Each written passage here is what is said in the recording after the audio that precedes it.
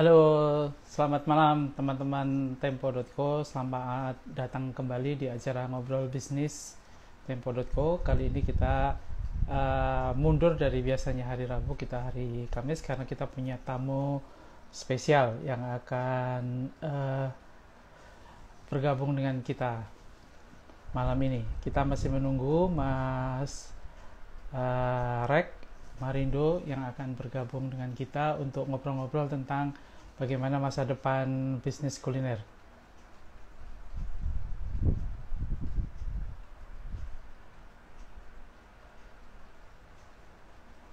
Ya, mungkin teman-teman yang sudah bergabung bisa memberikan komentar apakah suara saya cukup jelas dan dari mana saja.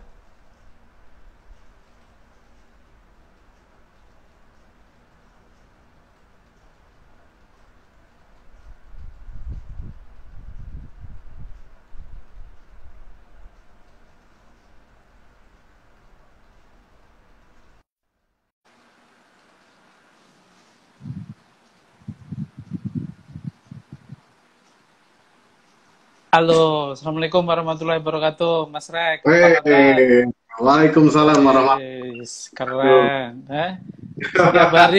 setiap hari nongol di acara live streaming luar biasa. wabarakatuh. Berbagi, Gimana? berbagi. Ya, gimana Mas? Suara saya cukup jelas? Jelas, jelas, jelas. Kalau suara saya gimana, Mas? Cukup, cukup, udah cukup. Oke. Oke, oke. Eh, ya, terima kasih teman-teman sudah bergabung di acara ngobrol bisnis Tempo.co. Nah, kali ini kita akan membahas tentang What's Next, Pesta Bisnis Kuliner Indonesia bersama pakar kita, Mas Rek Marindo, founder Foodies, content director Foodies. Ini ngeri banget ini Foodies ini setiap hari. Nah, tentu track bisnisnya juga sudah kita tahu semuanya, pendiri Warung Abnormal, pendiri Bakso Bujangan, dan malam ini kita punya waktu 1 jam saja untuk membahas soal ini, Mas Rek ya, kan itu. Ya.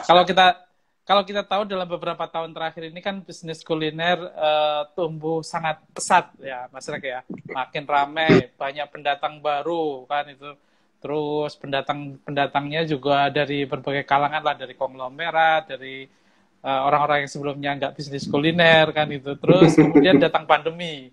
Nah, datang pandemi dan keadaannya berubah semua kan.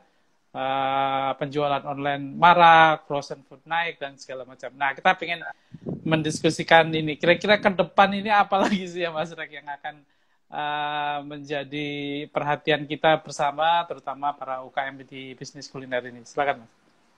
Oke, terima kasih teman-teman semua. Thank you Mas Burhan sudah di-invite di acara keren nih.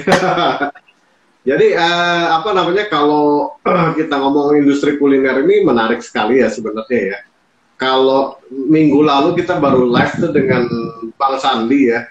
Dia Ya, sempat betul. bilang bahwa kuliner is a new currency. Keren banget tuh.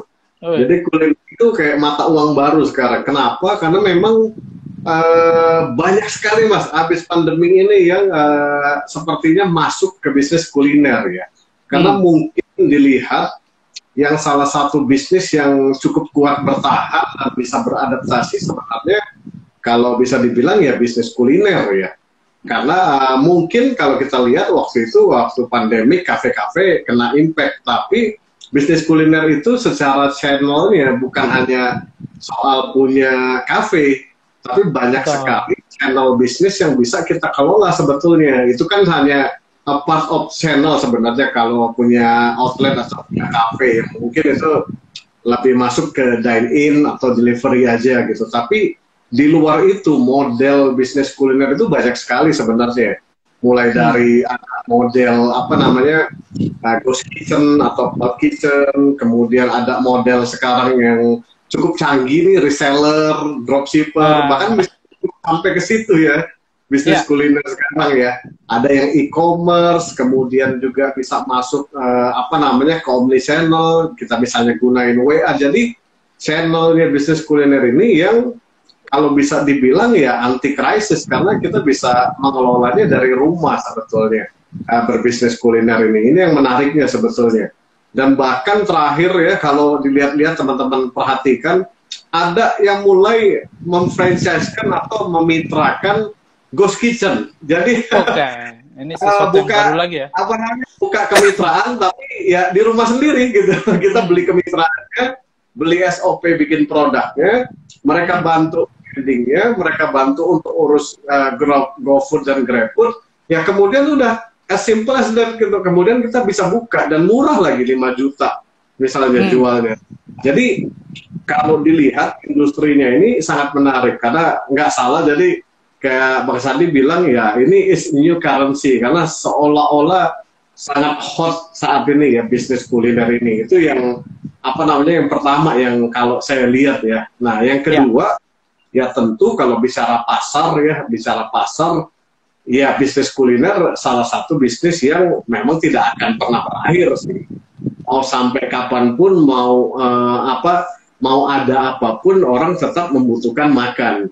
Nah, tinggal nanti kita harus lihat kondisi seperti apa dan bisnis model seperti apa yang cocok untuk kita kerjakan nanti ke depannya. Nah, kurang lebih kalau bicara kuliner, oke, satu lagi sebenarnya menarik nih industri kuliner ini.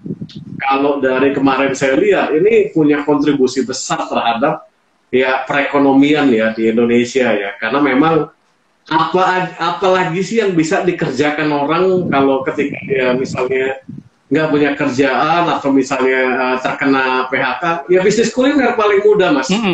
Betul. Gitu.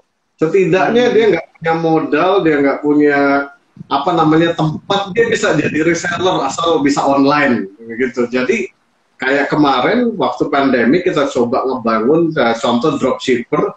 Kita bisa bangun hampir 1.000 dropshipper di apa namanya bisnis, dan orang-orang itu ngerjain dari rumah semua, as simple as kasih order nasi box, nasi kotak, begitu aja bisa jalan. Nah jadi memang kalau bicara industri kuliner ya ini industri yang sangat menarik ya. Tapi buat saya pemain kuliner seksi itu artinya bikin pusing karena makin banyak kompetitor yang masuk gitu ya. Terus kalau orang nanya, kayaknya saya pengen kuliner deh, waduh, semuanya pengen masuk ke kuliner gitu ya. Tiba-tiba yang dulu temen nggak ngapa-ngapain, udah jualan apa namanya, sudah jualan tiramisu dari rumah, jualan macam-macam. Jadi memang interesting Mas, apa namanya bisnis kuliner ini.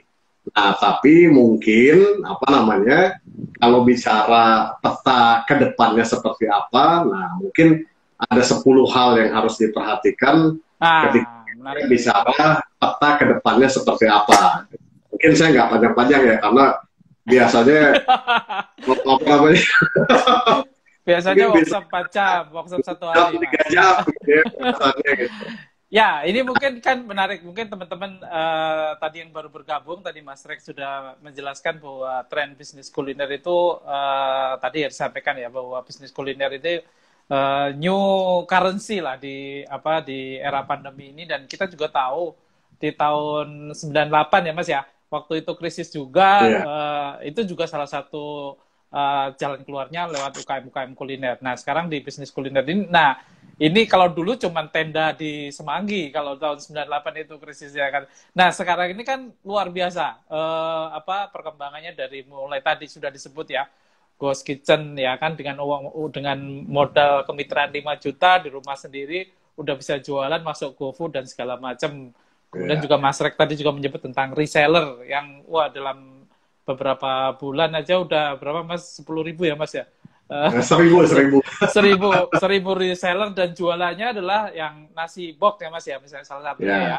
Nah, seperti itu. Jadi mungkin ini menarik kita kupas lagi. Nah, dari tren ke depan tadi disebutkan ada 10. Nah, mungkin bisa disebutkan kira-kira apa aja sih Mas? Oke, kalau dari yang selama di Foodies ini kan kita coba menggali berbagai informasi ya Mas ya, baik itu dari dalam negeri maupun luar negeri gitu. Nah, jadi kalau saya lihat sih kita nyimpulin unskill ada banyak, cuman 10 ini mungkin yang akan mewakili dan cukup penting sepertinya untuk peta bisnis kuliner ke depannya ya. Nah, yang pertama itu soal bisnis model. gitu. Oke. Bisnis model untuk setidaknya setahun 2 tahun ke depan sebaiknya ya bisnis model yang memang low capex ya, capex itu artinya modal. Modalnya bisa terlalu besar tapi skillnya bisa cepat gitu. Nah itu satu. Jadi kalau kita perhatikan model-model bisnis seperti ini sudah bermunculan 1 tahun 2 tahun ke belakang sebetulnya. Nah, contohnya apa Mas misalnya? Contohnya misalnya Haus, kemudian apa namanya ya ayam goreng tepung ya macam-macam lah, banyak sebenarnya contoh apa namanya model bisnis seperti ini. Kenapa? Mereka pas nih. Jadi ketika pandemik ya apa namanya model bisnis ini masih cukup bekerja karena mereka secara OPEX kecil, operational expenditure-nya, dan secara CAPEX juga kecil sehingga cepat balik modal juga, sehingga kalau udah bertahan ya tinggal bermain di sisi cash flow aja untuk tahan.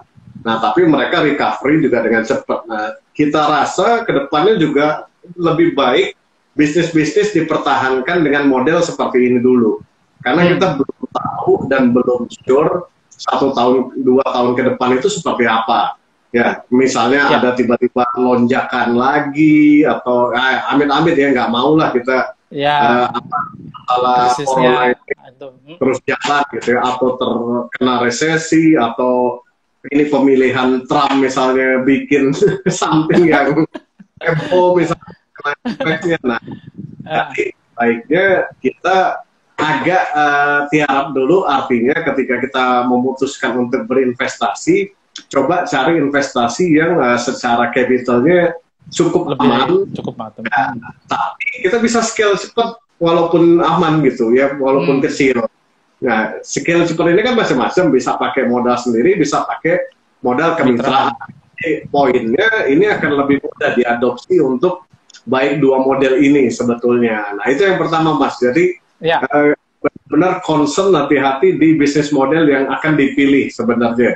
Memang sih saya lihat di Bandung banyak juga yang buka dengan kelas-kelas kelas sih, wah berani-berani banget saya bilangnya. Apalagi saat pandemi begini. Tapi kayaknya ini mah karena terlanjur Mas, karena mungkin sudah di planning dari Desember, November gitu kan. Nah jadi udah terlanjur ya udah sekalian gitu. Nah tapi ya itu tadi menurut saya sih be careful dengan pemilihan apa namanya model bisnis. Nah, yang kedua, ini juga yang kita lihat akan sangat penting sebetulnya. Ya, jadi teknologi usage dan adaptation. Ya, jadi setiap pebisnis kuliner itu sudah wajib banget untuk ya mempergunakan teknologi, kemudian beradaptasi dengan teknologi. Jadi kita tidak boleh menjadi orang kemarin sore yang istilahnya gaptek, Mas Burhan. Gitu. Ya, ini boleh dipertajam lagi. Teknologinya yang kayak apa nih Mas? Apakah teknologi dari sisi contoh-contoh ya marketingnya ataukah dari sisi operasionalnya dari mana? Sebenarnya kita bisa bagi beberapa teknologi ini ya. Kalau yang paling penting tentu kita harus beradaptasi dengan teknologi yang terkait dengan marketing. Ya, nah teknologi marketing ini kan misalnya contoh tadi saya bilang channel-channelnya cukup banyak nih. Bisa e-commerce, kemudian bisa WA bisnis yang API itu artinya pakai robot WA-nya ya. Seperti itu. Kemudian apa namanya sistem reseller, dropshipper. Nah, channel-channel ini butuh teknologi, ya butuh tambahan teknologi untuk diadaptasi. Ya, yang paling canggih tentu misalnya dari Power Commerce ya, dari Mas Hadi Kuncoro misalnya. Ya, itu sampai dia ngebangun dashboard khusus gitu, dashboard khusus di mana nanti orang-orang yang order itu udah masuk dan dikelola sedemikian rupa gitu ya. Jadi dalam itu yang dashboard ya. Tapi yang simple deh, kita pakai WA bisnis kan, kita pakai WA ya, WhatsApp. Ya. Nah, WhatsApp itu secara apa ada 3 tingkatan ya. Tingkatan pertama manual lah. Kalau kita jual nasi box, ya kita iklanin misalnya apa namanya bisnis kita, orang klik masuk ke WA kita, kemudian orang order diurusin manual istilahnya, gitu. Nah kemudian tingkatan kedua di WA ini WA bisnis, ya WA bisnis ini sudah bisa bikin kayak toko-tokonya lah, tapi masih semi manual. toko-tokonya. Jadi kita bisa kirim katalognya, dibikin otomatisasi sedikit gitu ya. Nah, sehingga itu apa namanya cukup membantu. Nah, yang paling canggih di tahapan ketiga, ketika WA-nya sudah WA API. Artinya API ini sudah menggunakan robot. Ya, robot itu apa namanya? Banyak ada vendor-vendornya ya. Misalnya kayak kata.ai itu kan mereka bisa mendeliver apa namanya? WA apa WhatsApp API itu. Nah, kalau udah WhatsApp API itu canggih banget, Mas. Kita kemarin minggu lalu tuh baru korespondensi. Jadi orang itu sampai ke payment dan pengiriman tuh udah beres semua sama robot. Iya, Gitu. betul. Saya juga ketemu sama Mas Irsan juga itu. Ya, Menarik betul, gitu. betul. Ya, nah itu Jadi kita lagi itu ya. gitu. Nah, Kita tidak menduga WA sampai sepowerful itu. yes, benar. Nah, hal-hal kayak gini yang tadi saya bilang, jadi kita sebagai pebisnis kedepannya harus benar-benar adaptasi dengan teknologi dan mungkin sekali kita harus menggunakan mulai teknologi tersebut. Karena kalau tidak, kita akan ketinggalan dari kompetitor kita. Itu kalau dari sisi marketing ya. Kemudian dari sisi misalnya supply chain management gitu. Kayak kemarin saya coba meeting dengan salah satu vendor ERP misalnya. Mereka itu bisa membangun sistem apa namanya supply chain itu sampai end to end sebetulnya. Canggih banget seperti itu. Nah ini juga saya nggak bisa nggak jelasin panjang lebar, tapi kasih contoh bahwa bagaimana teknologi itu betul-betul harus diadaptasi. Sebelum diadaptasi harus dipelajarin dan kita update artinya gitu ya. Oh ini bisa kayak gini, bisa kayak gini gitu. Nah kemudian kita adaptasi dan kita gunakan untuk bisnis kita. Oke lah, istilahnya dari skala kecil dulu lah, nggak usah sampai tiga-tiga pakai API misalnya. Nah, Wah, itu iya betul. gitu dulu. Seperti itu. Nah itu yang kedua Mas. Jadi what next-nya itu kita concern ke teknologi usage dan adaptation sebetulnya. Gitu. Nah yang ketiga, nah ini yang menarik, tidak terkait dengan teknologi ataupun bisnis model, tapi terkait dengan kompetensi sebagai seorang pengusaha. Ya, bahwa seorang pengusaha di kedepannya, pengusaha kuliner khususnya kalau kita bicara kuliner, itu harus mempunyai kompetensi dalam bidang online. Nah ini menarik. Ya. Ini agak-agak ngeri nih. Kalau dulu saya mikir ngapain sih ngurusin online ya, waktu zaman sebelum pandemik gitu ya.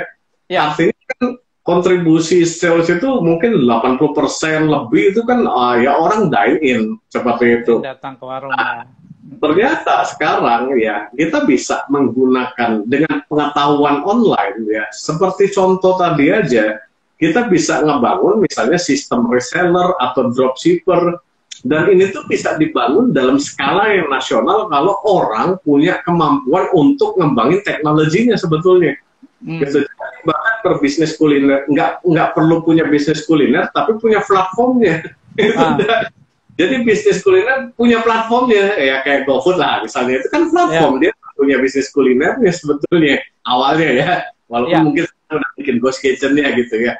Nah, jadi online competition itu kalau saya lihat sih sebuah keharusan sekarang ya.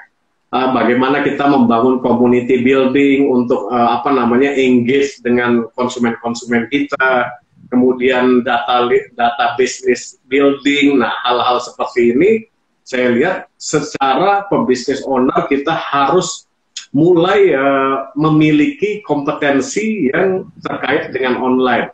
Tentu tidak semua hal, atau misalnya saya waduh saya nggak sanggup kalau harus urusin semua, belum lagi urusin yang lain-lain kan.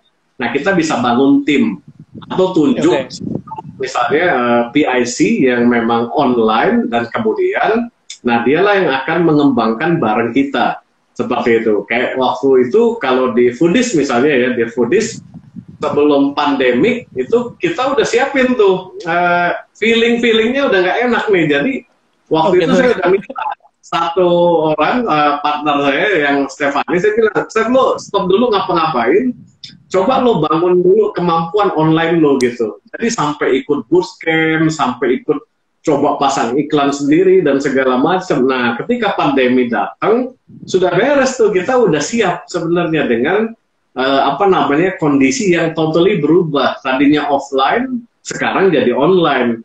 Bahkan sekarang sudah cukup canggih, e-course-nya udah otomatis semua itu bisa dibeli, misalnya contohnya begitu, Mas. Nah, ini menarik nih kalau lihat experience-nya Foodies ya tadi ya, menyiapkan satu orang khusus untuk belajar di online ya.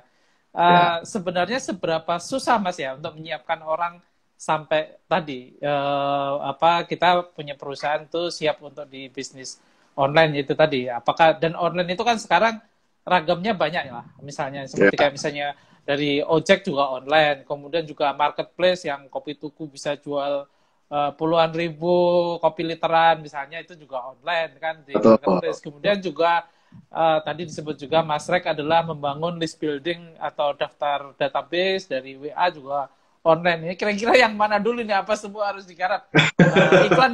Iklan di Facebook juga online. bikin kata netizen mumet ini.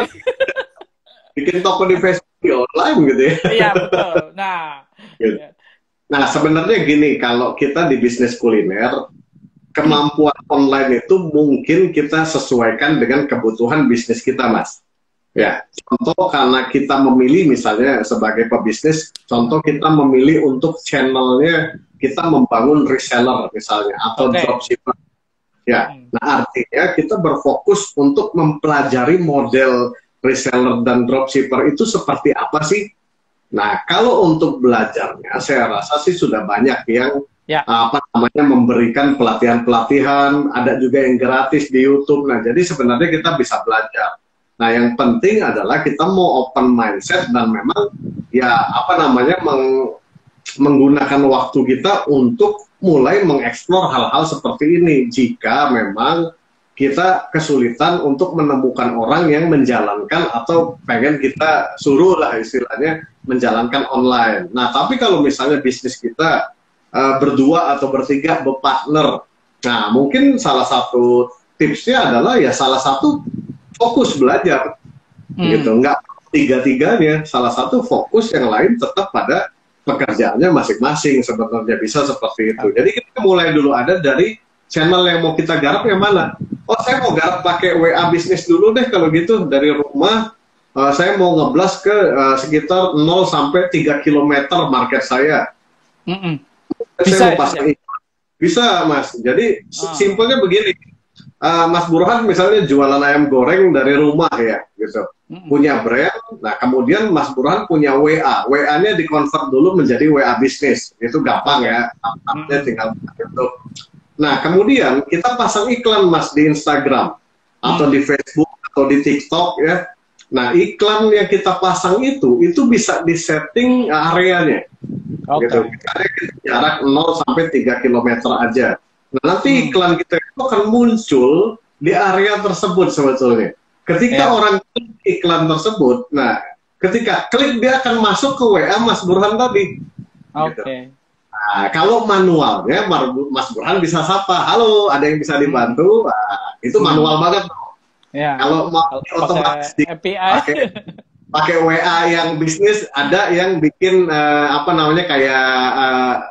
auto-respon ya? Auto-respon, ya betul, auto-respon, kasih dulu menu, ujungnya ngobrol tetap. Wah, saya mau tapi di gini-gini, oh boleh peka, gitu-gitu. Udah beres, nanti dia order, kita kirim pakai GoSend. Nah, itu udah bisnis kuliner, Mas. Mulai dari dapur sendiri, mulai dari HP sendiri, dan modalnya kecil banget. Nah, jadi itu contoh bagaimana kompetensi tentang online itu harus kita bangun. Kalau mulainya di situ, ya tinggal malam ini istilahnya buka YouTube, ya kemudian buka YouTube belajar bagaimana membuat WA bisnis. Ya, nah itu ada tuh lengkap banget kalau di YouTube itu. Jadi tinggal tinggal ya udah jalanin besok gitu seperti itu. Nah, kalau pasang iklannya mungkin butuh belajar agak lebih detail, tapi sekarang juga udah banyak yang bisa pasangin iklan. Kita tinggal bayar 10 sampai 15% dari budget iklannya. Kalau sejuta berarti kita sisihin bayar dia. Nah, tapi kan enaknya iklan online ini konversinya benar-benar terukur, Mas. Iya. Habisin 800.000, oh dapat database-nya 100, total transaksi 3 juta, keuntungan 1.500.000, berarti 1.500.000 dikurang 800, oh masih ada 700.000 nih, ya tinggal di running lagi iklannya, bisa seperti itu sebenarnya. Nah itu yang nomor 13 gitu, jadi online itu mas ya. Gitu. Lanjut, masih ada 7 lagi. Masih panjang. Gitu. Oke, berikutnya tadi sudah sempat saya singgung sebenarnya. Jadi ke depannya sebagai pebisnis kita jangan tergantung dengan satu channel jualan. Oke. Ya. Jadi sebaiknya kita punya omni channel sales lah. Kalau istilahnya multi channel sales juga boleh. Istilahnya apa aja lah. Jadi poinnya, contoh kalau kita punya outlet, itu satu channel untuk jualan. Ya. Kemudian outlet ini kita daftarkan ke GoFood dan GrabFood. Nah ini channel kedua untuk kita jualan, gitu. Jadi di GoFood dan GrabFood orang transaksinya di situ kan, gitu. Baru nanti kita dikirim. Ya, jadi itu channel. Yang kedua, yang ketiga kita juga bisa pakai tadi yang saya bilang, ngebangun tim reseller atau dropshipper, gitu ya. Nah jadi itu channel yang ketiga. Nah kita coba fungsikan channel itu. Kalau reseller dropshipper tuh simpelnya begini aja Mas Burhan. Saya nih misalnya punya outlet, kemudian saya punya keluarga ada 10 lah misalnya. Keluarga saya ada 10 orang misalnya. Nah masing-masing keluarga saya ini saya kasih tahu ke mereka, kalau ada yang pesen nasi box, kalian pesennya ke saya ya. Nanti setiap transaksi saya akan kasih kalian 10% dari nilai transaksi. Ya kasih new share lah. Nah itu paling sederhana soal reseller atau dropshipper. Ya. Nanti dia ada order 10, saya kebetulan ada kawinan nih mau order dong 10. Nah dia otomatis dapat 10% dari situ. Ya. Tahu misalnya dia setiap Jumat saya mau sedekah 20 box. Nah jadi kita pastikan aja dulu lingkungan sekitar kita, keluarga kita, teman-teman kita, saudara-saudara kita, kalau order nasi box, ordernya ke kita. Oke. Ya. Nah, membuat mereka untuk pesan, selain karena ikatan tali persaudaraan, adalah kasih persenan. Gitu itu 2 ikatan yang bagus itu. Iya, bondingnya lebih kuat. Sudah tali persaudaraan, dapat cuan juga. Nah, ini udah paling mantap nih sebenarnya kalau bisnis ya gitu. Iya, betul. Itu yang ketiga tadi kalau bicara reseller dan dropshipper. Yang keempat juga kita bisa jual di e-commerce misalnya. Ya. Yang kelima itu Mas. Yang kelima. Betul. Enggak benar. Nah, jangan satu channel itu 4. Ya, nah yang keempat kita juga bisa jual contohnya di e-commerce misalnya. Ya. Nah di e-commerce contoh kita jualannya brownies atau something itu kalau saya lupa kemarin ya brandnya.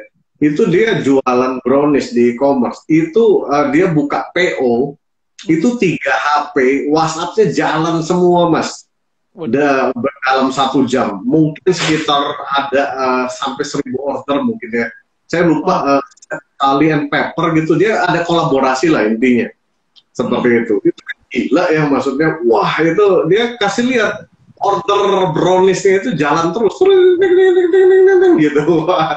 Gitu. Nah itu tanggalnya di e-commerce ya dia bisa buka PO pada jam segini nanti lo bisa order di Bukalapak sama Tokopedia atau Shopee atau dan kawan-kawan lah misalnya itu bisa seperti itu Mas ngejalanin bisnis tapi kan kita harus ngelihat harus dengar dulu hal-hal kayak begini loh kok bisa ya nah dari bisa baru dipelajarin gitu kan iya kalau tidak update wah ya repot, kita nggak pernah dengar hal-hal kayak begini pasti, gitu. Tiba-tiba kita bingung, kok bisa ya, gitu, gitu ya.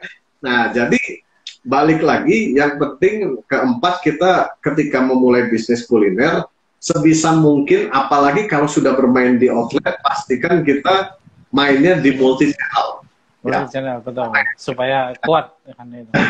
Ada yang kelima sebenarnya, channel catering atau big order namanya. Oke. Kita punya punya tim sales khusus di mana dia menjual produk-produk kita ke B2B.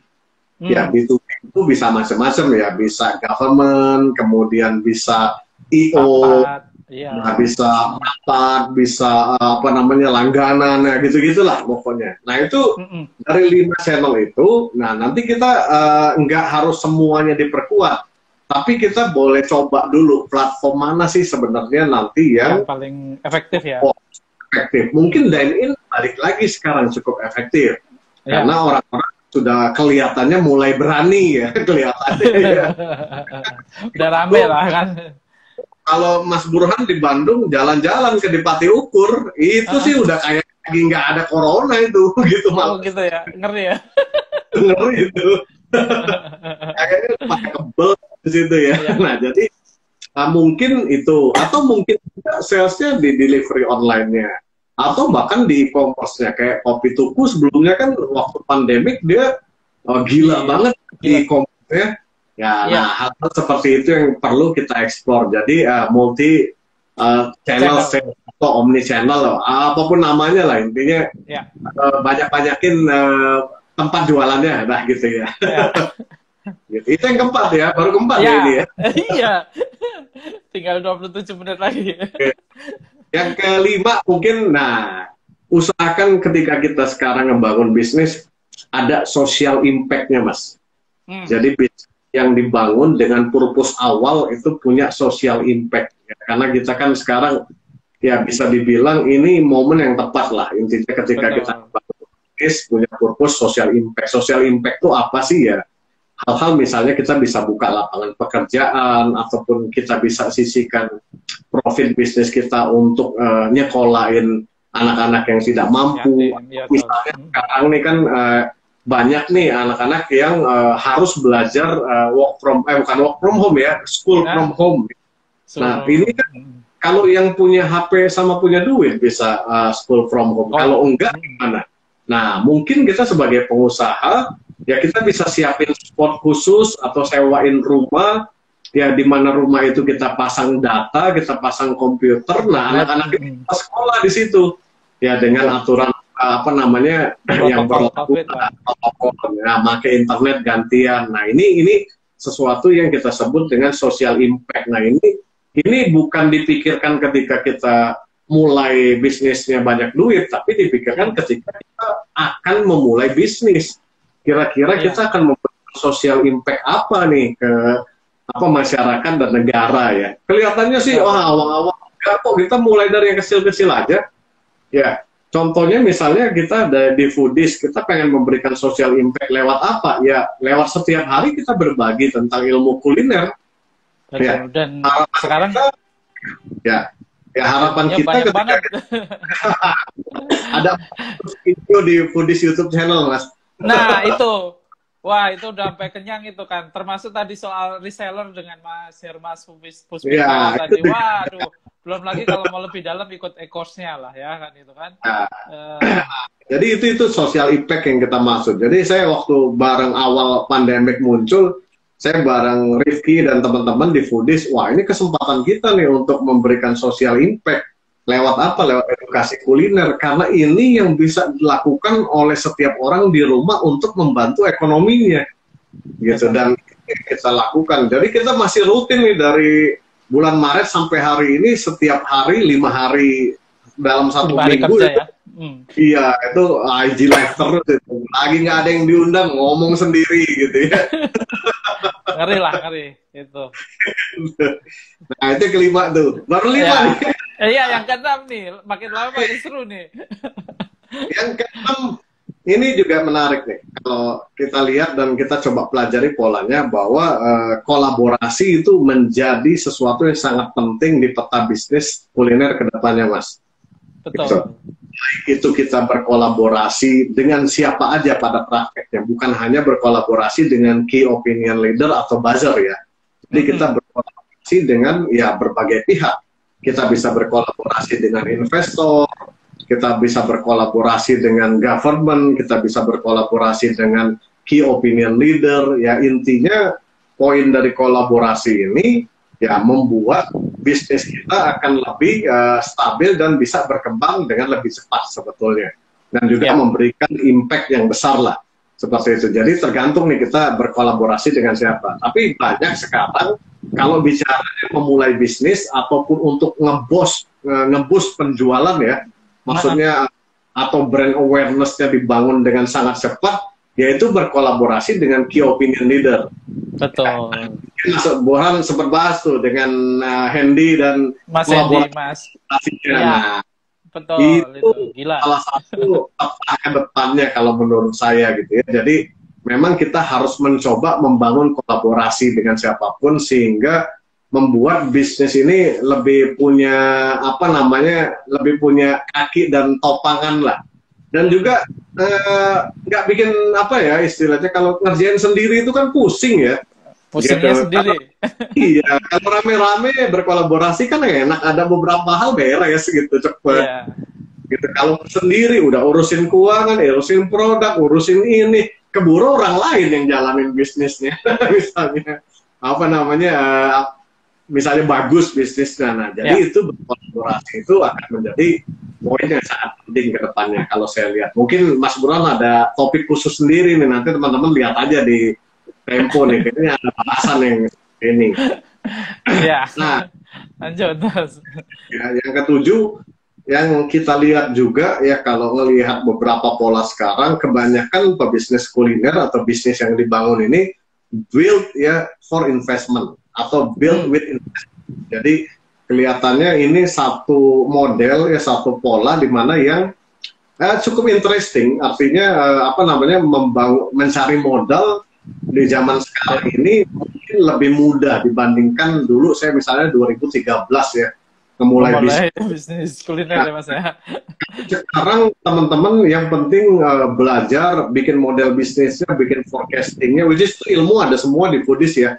Kalau teman-teman mau belajar, dan kemudian mungkin banyak orang yang punya interest untuk invest sekarang ya. Tinggal kita mau main yang di level mana. Ada yang levelnya puluhan juta, ada yang levelnya ratusan, ada yang miliaran, ada juga yang puluhan miliar. Seperti itu ya. Kalau kopi kenangan itu udah itu mengerikan itu ya. Nah, jadi kelihatannya memang ke depannya ini satu hal yang cukup menarik di mana kita ngebangun memang untuk build for investment atau build with investment. Gitu. Sehingga ada keuntungannya juga sih Mas kalau ngebangun bisnis yang seperti ini ya dengan investment ini. Satu, kita bisa scale dengan lebih cepat tentu. Betul. Yang kedua juga kita bisa mendapatkan transfer ataupun delivery macam-macam lah, ilmu, channel, kenalan, supply, macam-macam lah kalau diinvest ya. Apalagi misal yang berinvestasi itu memang memiliki koneksi yang kuat ya misalnya. Nah, jadi itu yang dicari adalah smart money ya Mas ya, bukan dumb money, bukan sekedar uang, tapi partner lah itu kan. Betul. Jadi kita ketika memilih investment juga sebaiknya memang yang modelnya adalah smart money tadi ataupun yang memang strategic investment lah. Artinya dia bisa memberikan kontribusi selain cuma uang. Gitu ya. Kalau kecuali misalnya, wah lo nggak mau pusing, wah gue nggak mau nih yang model-model begini ya, cari angel investor yang nggak ngerti-ngerti amat aja. Misalnya temen, lo mau invest nggak? Kerjanya misalnya di tambang yang baliknya juga 3 bulan sekali, online-nya 2 bulan sekali misalnya. Ya udah itu ajak investment, dia nggak akan bikin pusing karena dia habis itu hilang kemana nggak jelas, nggak bisa online soalnya ya. Bisa dimulai dari yang kecil sampai yang gede lah kan itu kan. Yes, benar. Nah itu nomor 7 Mas ya. Nah, siap. Nomor 8 ya. Nah ini juga yang sangat penting nomor 8 ya. Database is a must ya. Jadi kalau saya suka bilang database itu currency juga gitu. Jadi betul kan gitu. Nggak usah bisnis kuliner lah. Contoh-contoh di luar sana ya semuanya bicara database. Nah kita juga di bisnis kuliner ya. Sekarang sering saya ngomong di kelas Foodies dari dulu gitu. Ini database konsumen itu dikolek dan dikolek. Jangan sampai enggak. Saya bilang gitu ya. Kenapa? Nah contoh nih ketika pandemi. Ya, yang kita andalin cuman misalnya delivery online. Yang which is semua orang masuk ke delivery online. Artinya itu Persaingannya udah red ketat. ocean banget ya, benar-benar Ya. red ocean Mas. Jadi itu berat banget. Sementara kita mau mengelola database, nggak punya database. Seperti itu. Nah, jadi ya pusing kitanya. Ya, jadi ke depannya menurut saya, ya jadi teman-teman coba dibangun database-nya. Dari mana Mas? Dari hal-hal simpel aja. Contoh misalnya, kalau iklan larikan ke WA kita. Nah, di WA itu kan kita bisa collect datanya. Ya minimal bisa kita blast sekali-sekali, jangan keseringan, nanti dilaporin kena blok nomornya. Ya, itu contoh yang paling sederhana. Atau misalnya ada konsumen datang, ya kita collect database-nya, minta izin dulu, tapi jangan collect terus tiba-tiba ngeblast SMS. Nah, itu spam yang nggak baik sebenarnya. Tapi minta izin dulu dan kasih tahu bahwa mungkin kita nanti kalau ada promo-promo kita boleh SMS ya. Oh silakan, oh itu bagus lagi. Apalagi misalnya kita langsung minta WA-nya. Kak, boleh nggak minta WA-nya Kak? Nanti kalau ada promo, kalau ada apa namanya istilahnya diskon, Kakak bisa saya info nih. Seperti itu. Oh boleh dong, masukin. Nah kalau udah tukeran WA, Mas Burhan hai, dia halo, wah itu udah enak banget Mas. Itu udah temen tuh, nggak usah spamming lagi. Ya tinggal info aja. Seperti itu. Nah, itu contoh database di mana kita bisa collect secara sederhana sebetulnya. Ya, atau yang mau cukup complicated, cobalah bikin aplikasi punya kita sendiri di restoran itu atau di outlet. Ya, jadi aplikasi itu mungkin orang download, belanjanya di situ, bayarnya di situ, seperti yang abnormal punya deh, aplikasi abnormal. Nah, itu database-nya collect semua. Belanjanya berapa, hari apa, belanja apa, berapa bulan sekali balik, berapa hari, oh macam-macam deh. Nah ini gold sebenarnya, ini tuh betul. Kenapa database ini Mas bisa naikin brand value ke depannya, bisa kita kelola menjadi repetition buyer merekanya, dan juga kita bisa hitung customer lifetime value-nya untuk naikin valuasi perusahaan kita misalnya seperti itu ya. Jadi ya, apa namanya penting banget database ini gitu ya. Kalau dulu kan bangun aplikasi seperti abnormal tuh butuh miliaran. Sekarang sudah banyak yang menyediakan skala UKM ya Mas ya. Betul. Teman-teman kita tuh banyak yang menawarkan. Apalagi sekarang kan ya POS juga bisa collect database gitu. Nah jadi ya ini manfaatin, jangan sampai satu konsumen yang masuk datanya kelewat, Kak. Ekstrimnya begitu deh. Kenapa? Karena orang sudah pernah datang ke tempat kita. Ya. Kalau dia sudah pernah beli, setidaknya dia punya nomor bisa di SMS. Setidaknya loh itu. Ya. Tapi ekstrim banget loh kalau saya ngomong itu. Artinya masa sih nggak punya WA gitu? Ya, atau Telegram, tapi setidaknya dia bisa di SMS. Seperti itu. Atau misalnya, Mbak, nanti berikutnya Bapak nggak usah datang deh ke toko kita, SMS aja. Nah, nanti kita anterin ordernya. Kan bisa begitu kalau punya database. Tapi kalau nggak punya, ya tiba-tiba kita bingung. Loh, konsumennya kemana aja ya? Saya mau kontak nggak bisa, gitu ya. Nah, itu yang pertama. Kita bisa, istilahnya, bikin database itu menjadi revenue kita di repetition.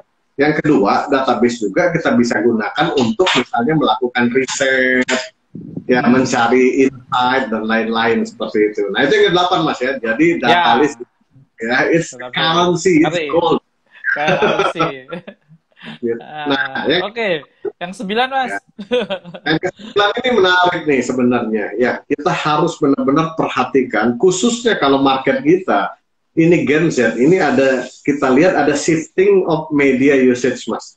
Jadi ada, kalau saya lihat ya, ada pergeseran mereka menggunakan media sekarang.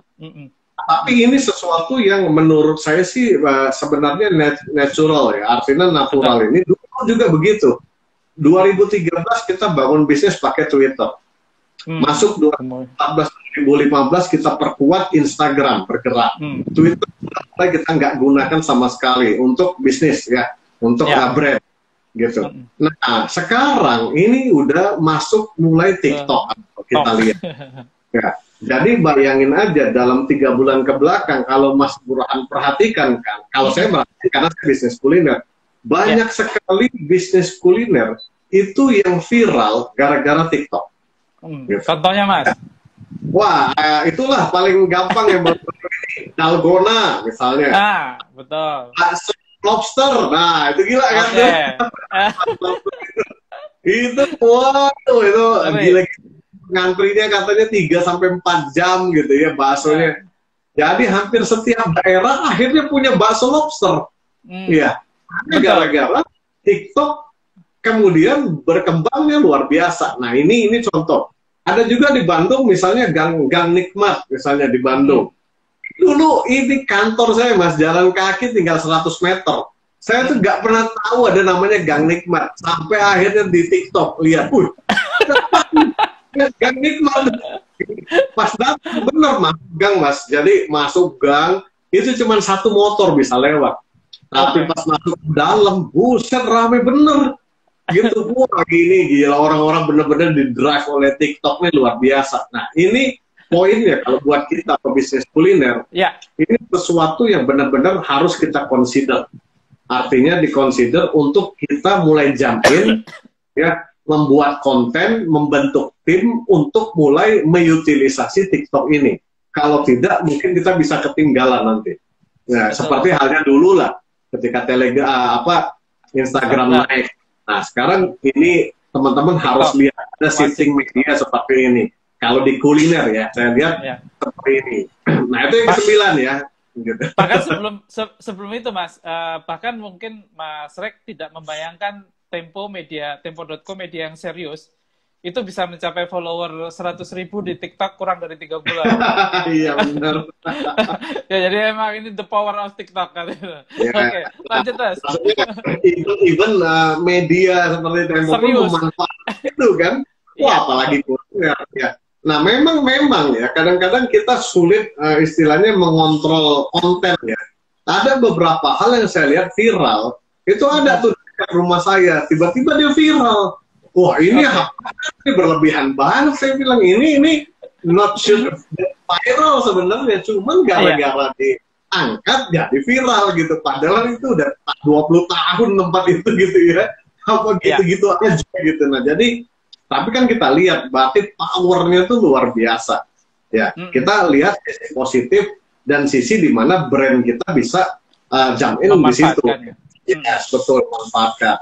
Nah, yang terakhir baru kita bicara ya untuk kedepannya ini bicara balik kembali ke organisasi dan istilahnya owner bisnisnya bahwa inovasi itu akan menjadi senjata dan kunci penting untuk bisa memenangkan persaingan. Gitu.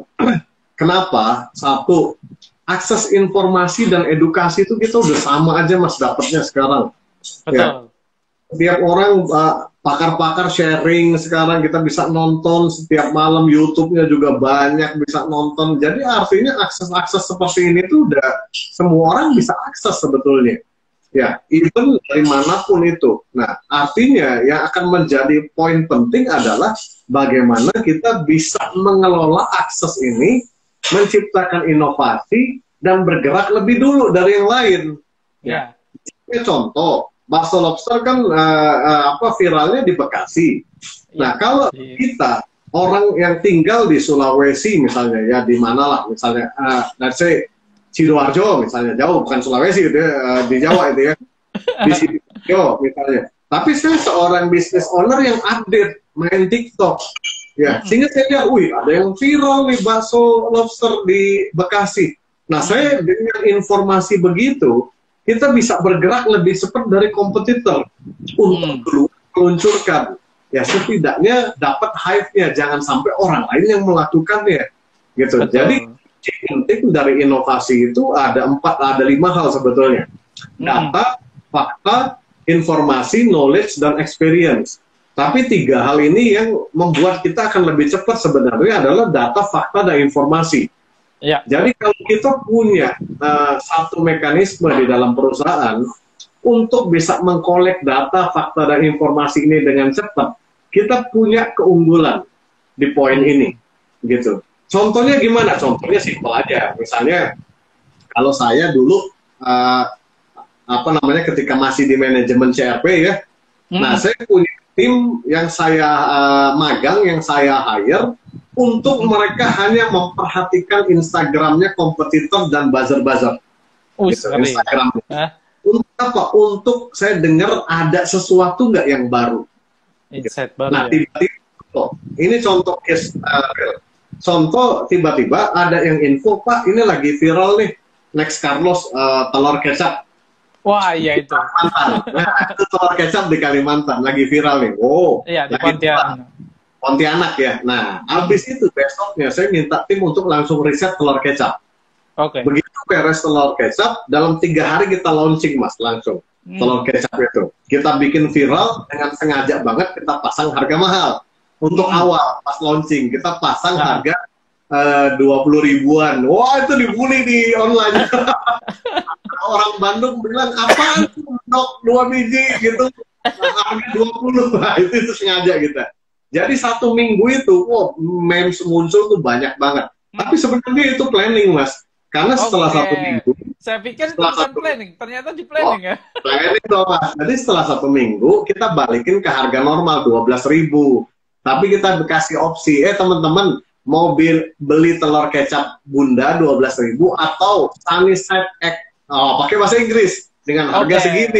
Kalau Indonesia kan biasa, kalau udah sunny side lo bayar 20.000 makan di kafe. Kalau telur ceplok di warteg, lo bilang 10.000 gitu kan. Nah, itu kan psikologinya ya. Nah, ya, jadi menarik. Viral di situ. Nah, ini kunci sebenarnya. Inovasi itu harus jadi DNA ya. Kalau Renat Asale bilang harus jadi mielin dari dalam diri kita. Nah, untuk kita bisa inovatif, untuk bisa kita kreatif, kita butuh ya namanya bensin ya. Nah, bensinnya ini ada data, fakta, dan informasi. Gitu. Nah, kompetisi itu sebenarnya cepat-cepatan di situ, gitu ya. Mirip-mirip lah, Mas, dengan media kan. Siapa duluan ngeberitain, kayak itu yang apa namanya? Ini siapa yang duluan bikin telur kecap sama bakso lobster gitu kan? Gitu. Benar-benar. Kurang lebih begitu. Menarik. Jadi 10 bijinya tuh hampir habis waktunya langsung ya. Ya, tinggal 5 menit lagi, Mas, kan itu. 10 hal yang tadi dijelaskan oleh Mas Rek, dari mulai bisnis model, teknologi, kemudian kompetensi online, kemudian juga jangan cuma satu channel, multi channel, memberikan social impact, kolaborasi, investment model, database is must, dan shifting media usage, dan yang terakhir adalah ya kecepatan kita mendapatkan informasi dan melakukan inovasi ya, Mas ya, kan gitu kan. Ya, nah, jadi tinggal sekarang dengan ke-10 itu mestinya ini teman-teman punya bekal ya untuk mengarungi masa pandemi ini sampai tahun depan ini.